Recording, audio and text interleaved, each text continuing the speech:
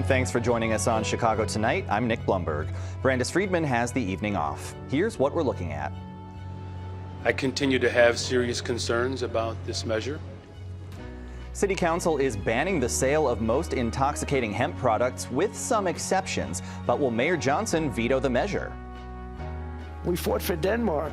We weren't fighting for anyone else. We were fighting to save it. And President Trump is backing off his tariff threat, saying he's reached a deal on Greenland. First off tonight, millions of dollars in overtime to ineligible city workers. That was the word today from the Office of Chicago's Inspector General, which reported that more than 1,000 city employees earned a combined $26.5 million in overtime between 2020 and 2024, even though they were in positions that should not earn overtime pay. The Watchdog's report says city officials have known about the problem for 12 years, but did not take action. In a statement, Inspector General Deborah Witzberg says the city's finances are, needless to say, in an extremely precarious place, and we can ill afford mistakes which run well into the 8 figures. Bundle up, Chicagoans. We are in for a frigid few days. The National Weather Service is warning of dangerous cold beginning tomorrow, with the temperature dropping rapidly in the late evening and overnight. All of northeastern Illinois will be facing sub-zero conditions by Friday morning, with winds of 15 to 25 miles an hour, creating a wind chill of 15 to 25 below, even as low as 40 below in some areas. Ouch. We won't see the mercury climb above zero till Saturday, though the bitter cold isn't going anywhere. We've got more information, including on how to stay safe and warm, on our website. Up next, the day in City Council. Heather Sharon has the story right after this. Chicago Tonight is made possible in part by the Alexandra and John Nichols family, the Polk Brothers Foundation, and the support of these donors.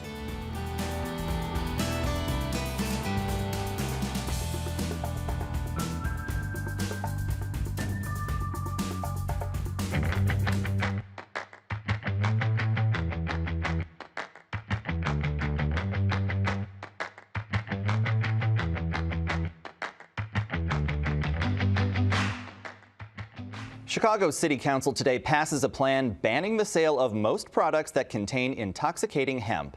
That's despite dire warnings that it would cripple a burgeoning business. But the ban, set to take effect on April 1st, would still allow the sale of beverages with hemp, a carve-out that left Alderman Daniel LaSpada confused. It's legal if you drink it with a straw, and it's illegal if you chew it with your mouth. Our Heather Sharon joins us now with more. So Heather, Mayor Brandon Johnson opposed the original version of this ordinance, which would have imposed a sweeping ban on these intoxicating hemp products. Will he veto the measure that passed the council today? He very specifically declined to say what he was going to do with this ordinance, while saying he had serious concerns that it would create a black market of these Delta 8 or intoxicating hemp products, and would do little to sort of get bad actors out of the marketplace while punishing those business owners who had really tried to follow the law in this very complicated area. Mayor's been playing his vetoes close to the chest lately. So how exactly would this ban work? Well, immediately, if the ordinance takes effect, it would ban the sale of these products to those younger than 21. But it wouldn't take effect more widely until April 1st, so that wider ban on the sale of cookies or chips or other products. However, it exempts beverages, so if you enjoy a THC-infused beverage at your local watering hole, that will be okay. Also, topical ointments and other creams that have hemp can also allowed to be sold. Yeah, we saw a lot of lobbying from the beverage producers in particular on this issue. All right, some other action today. An effort to expand the Chicago Police Department's curfew power stalled. What happened there? Well, just before a vote was set to take place, Alderman Brian Hopkins introduced a revised measure that would essentially not change the way the city's curfew law works, but give the superintendent of the Chicago Police new powers to issue essentially a preemptive dispersal order and then detain anyone under 17 until a guardian or a parent can come pick them up if they had probable cause to believe that one of these teen gatherings was planned and that there was a likelihood of violence. It's not clear how that would work. However, Mayor Brandon Johnson and his office helped negotiate that language. It's not clear whether it would make it through the city council, how it would actually work, or whether it would stop the kind of violence we saw in November that ended with 1 teen dead and 8 others wounded. This debate is not over yet. It is not. We know you'll be keeping your eye on it. I sure will. Heather Sharon, thanks so much. Thanks, Nick. And you can read Heather's full story on our website. That's WTTW.com/news.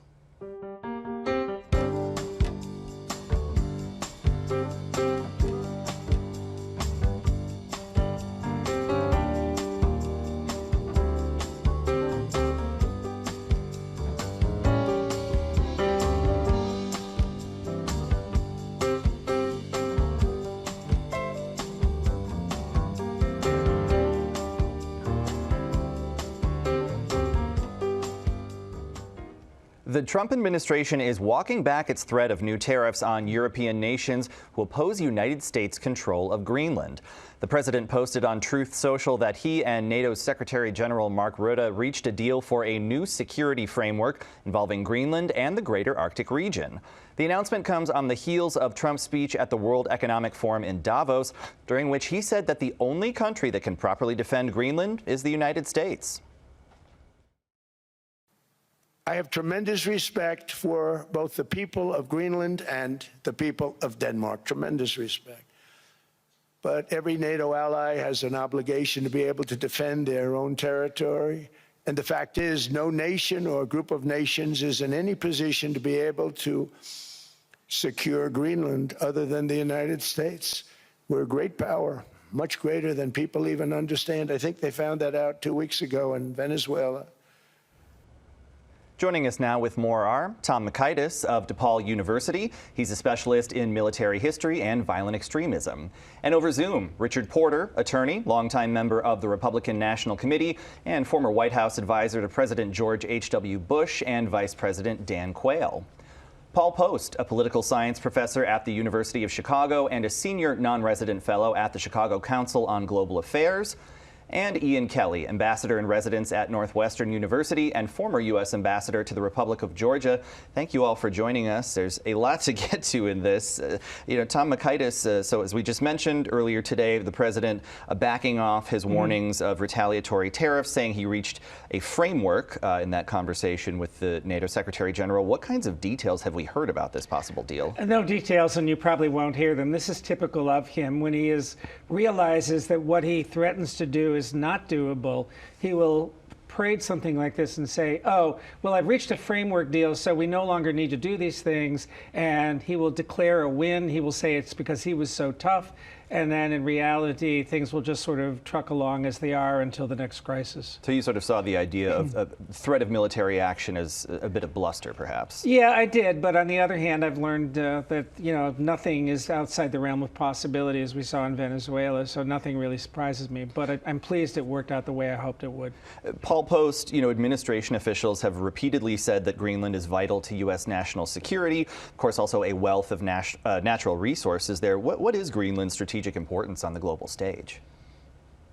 Well, Greenland's strategic importance is really going to continue to grow over the next several decades. And the reason why is because of global warming, that as the Arctic ice melts, those sea lanes are going to become open, that it's going to create new sea routes from Asia to North America, from Europe to North America, and that is exactly what Trump is focusing on.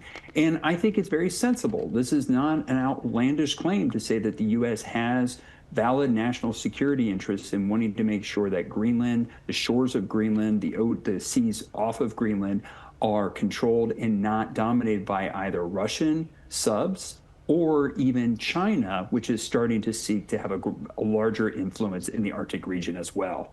Yeah, I want to come back to that idea, but first, Richard Porter, what's your reaction to the president's push to either control or increase presence of Greenland? Well, I think Donald Trump has the ability to really bring focus to issues that people aren't thinking about. I mean, the truth is, nobody was really thinking much about Greenland except defense experts. But what he's done, and I think that watching Putin's conflict in Ukraine, his willingness to go after territory, and thinking about how to counter that, and also driving China out of Venezuela and Russia as well, I think that he's really on offense in terms of trying to define a territory and a stance that'll be defensible. And so we saw in the south, he's trying to drive them out. In the north, he's trying to get a blocking position at Greenland. What he emphasized in his speech today was he wants Greenland to build the Golden Dome. This is his anti-missile defense system that he's pushing through Congress. It's in development now. And so, I think that this was part of a broader picture of countering China and Russia and their aggression and their moves in the Arctic, frankly. Well, Ambassador Kelly, how about that? One reason the president's given for his desire to control Greenland is that it couldn't defend itself from a Chinese threat or a Russian, takeover. Is that a realistic worry to your mind? It is, absolutely. And I think my two colleagues have pointed out the strategic importance of Greenland. I don't think anybody who looks at our strategic posture would dispute that. What is a fallacy, though, is the idea that the U.S. has to own the territory in order to provide the proper defense against incursions by Russia or China. There's already a mechanism to defend Greenland, and that's the NATO alliance. So I think what really concerned a lot of Europeans was people are doubting his commitment to NATO. And then he actually threatened to use force to coerce Denmark to give up sovereign territory. That is unprecedented for a NATO member. Well, and Tom Mikaitis, in addition to the NATO alliance itself, there's also that 1951 agreement in place that allows the U.S. military broad access to Greenland. Are there strategic gaps that a new agreement might address, something like that missile defense system? No, I mean, they could easily be addressed with agreements. All of the things that the gentleman pointed out in terms of security needs, which are perfectly valid, can be achieved within the current framework or by expanding it. The Danes and the Greenlanders understand that. They're more than willing to allow the U.S. to expand its military presence there, to do whatever it needs to do. But as he said in his letter to the Norwegian Prime Minister, this is in many respects posturing that has to do with his ego.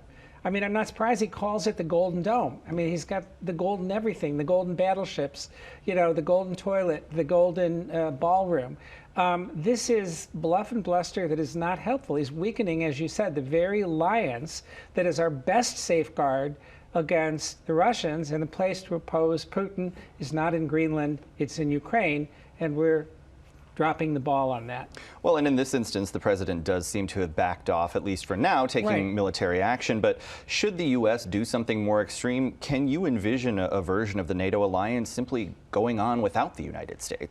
They may have to if we continue to behave the way we do. Europe, if you look at Europe collectively, their biggest challenge is working together in terms of strength, in terms of resources, in terms of assets. If you add up their militaries, their capability, they're a formidable power. But the difficulty they have is in functioning as a unity and as a unified entity. And I think this is going to be an incentive to increase that. I think it will. I don't see NATO coming to an end. I think we will get through this. But it's disturbing that it was rattled as badly as it was because, the Kremlin has been cheering what's been going on. Paul Post, how about that? The idea of, leaving NATO or even having a weakened alliance, what could that mean for the United States' own national security? Well, one thing that I have been saying, going back to the first Trump administration, is that if there's one element of Trump's foreign policy that is consistent with all other elements of U.S. foreign policy, it is complaining about free-riding NATO allies. That is something that Trump tends to do it in a harsher way. As I like to say, Trump gets angry, whereas if you compared his rhetoric to, say, Barack Obama, it was more, I'm not mad, I'm disappointed. But in both cases, it was very much about the idea that the European nations, the European members of NATO were not spending enough, not doing enough to provide for their defense. And that is something that he has been keen on pushing. And I think I think there's a lot of elements to Greenland, but I think one part of that is in this context, that he feels like the Europeans are not doing enough to be able to provide for that defense. This is very important to the United States. It's within our now sphere of influence, as he's very much emphasizing through the Monroe Doctrine, for example, now the Trump Corollary, or the Donroe Doctrine, as he likes to call it. And so I think it's within that context that he makes these harsh statements towards European allies. Richard Porter, how do you see that issue? I see it much the same way. As he emphasized today, we want strong allies, not weak allies, and they've been weak. They've been obsessed with the net zero, the energy kind of they have less energy capability now than they did 10 years ago. He sort of ticked through that. And what he emphasized is they've been focusing on the wrong things. Their obsession with the climate scam has led them to a position where they're weak. They're paper tigers. Theoretically, on paper, they could be strong. It isn't just their ability to get along with each other. It's their socialist economies. They're hamstrung by sort of the wrong focus. And so I think his rattling the cage, this could lead to a stronger alliance. You don't necessarily make something stronger by sucking up to them. You have to challenge them with regard to the things that are real concerns. Denmark, for example, apparently made a $200 million pledge, or I'm sorry, a $200 billion pledge to strengthen the defenses of Denmark 6 years ago, and they spent $2 million on it. So, I mean, his approach to this thing has been, look, you're all full of it. Let us just take it over. We're going to invest the resources necessary to make this piece of ice a wonderful place, and we'll build this golden dome, and it'll all be protected. So chill out. And that was essentially what he said. No, he says things in such a way. I mean, he's bombastic and all this, his tone, but he's got a point. I mean, the problem is Europe has been lagging. Their economies do stink. They buy energy from Russia, for heaven's sakes. So you have these people that say one thing and they do another. They're weak, they're misfocused. And he has a way, by rattling their cages, to hopefully wake them up and make them better allies. Sure, but to that point, Greenland, for example, has a wide array of free social services. They have a majority of their power coming from, sort of clean energy sources, as they would put it. So why would that still be an attractive, territory for the president to go after if it does have these elements that you see him being in opposition to?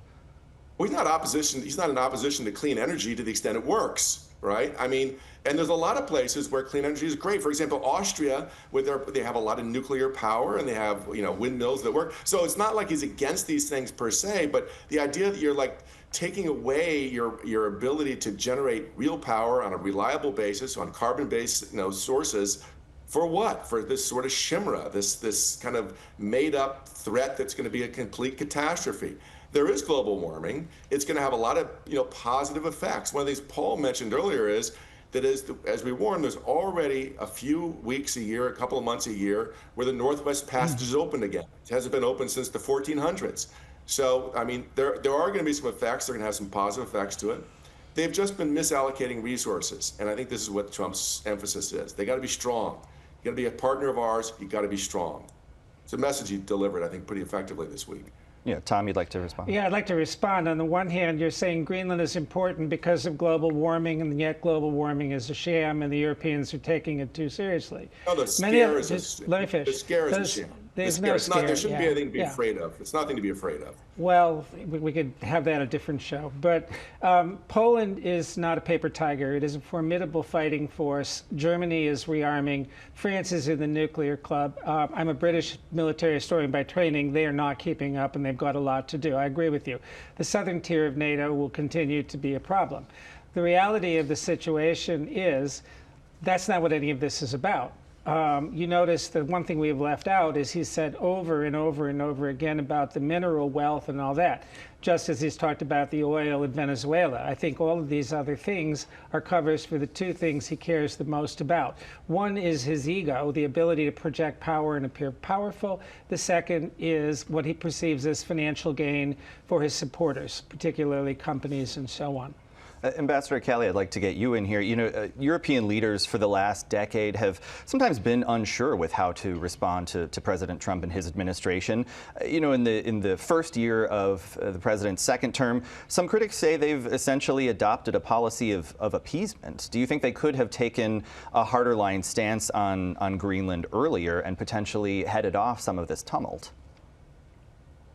Well, I think it's correct that before the full-on invasion of Ukraine, the Europeans, particularly the Central Europeans, did have a policy of appeasing, and were giving Putin hundreds of millions of dollars to help build his military, which of course he used to invade Ukraine. I think that the president does deserve credit for really, as Richard says, rattling their cage and getting them to spend more on defense. But I think we're ignoring the real reason that they're spending more on defense now, and that's that there is a predatory power that's very anti-European, very anti-NATO on their eastern flank. And this administration, while it's focusing on Greenland, and it should, has deprioritized the invasion of Ukraine and its consequences for peace and stability in Europe. And do you see that de-emphasis as a misstep here? Yes. Okay. Absolutely a misstep. All right. Paul Post, there was a recent Reuters Ipsos poll that found just 17% of Americans support acquiring Greenland. We've even seen some GOP members of Congress push back on the idea of military action. Do you have any sense as to whether that contributed to the president sort of taking the military option off the table, or were there other factors that maybe were more pressing?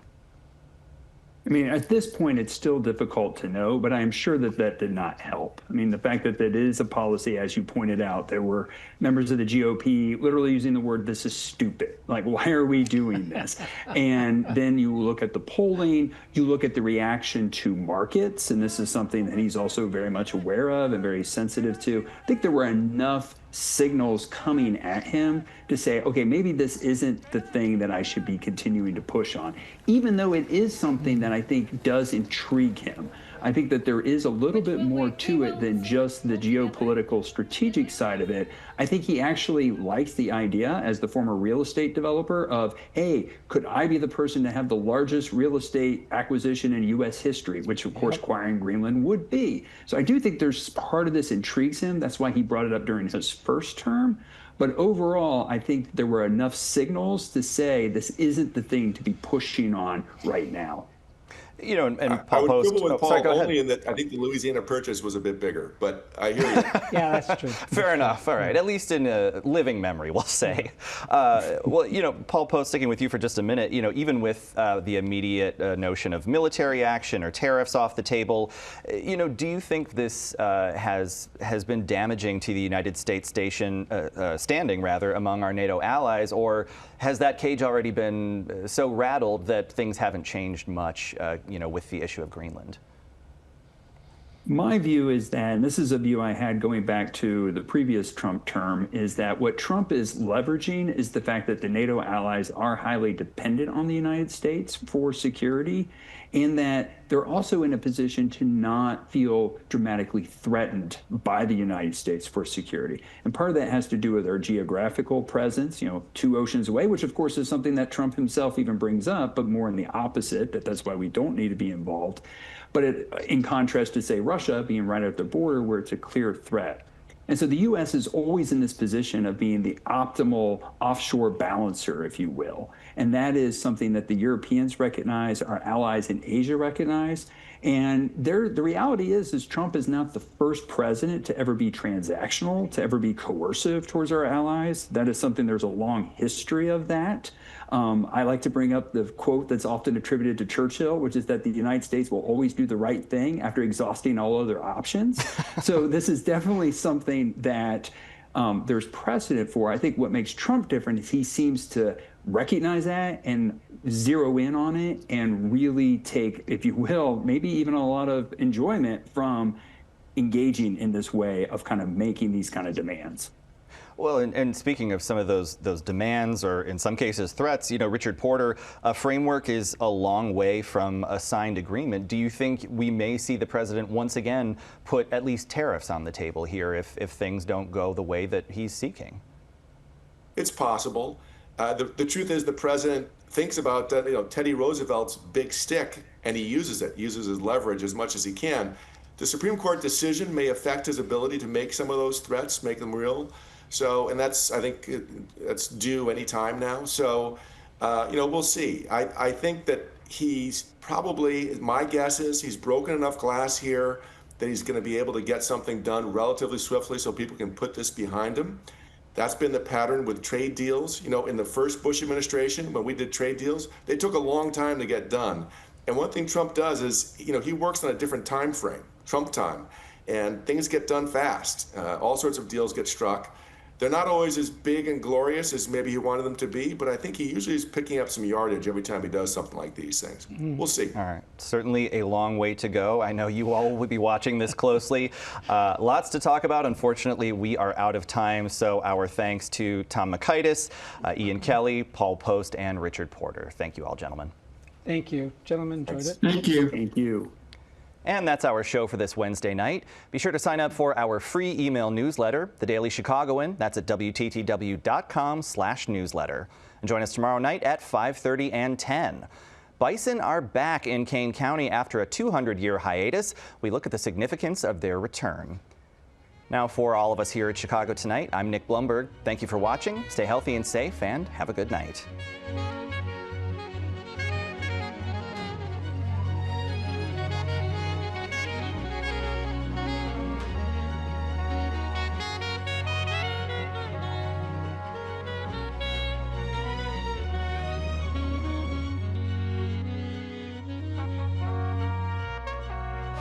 Closed captioning is made possible by Robert A. Clifford and Clifford Law Offices, a Chicago personal injury and wrongful death firm and sponsor of programming that offers continuing education to fellow legal practitioners in Illinois.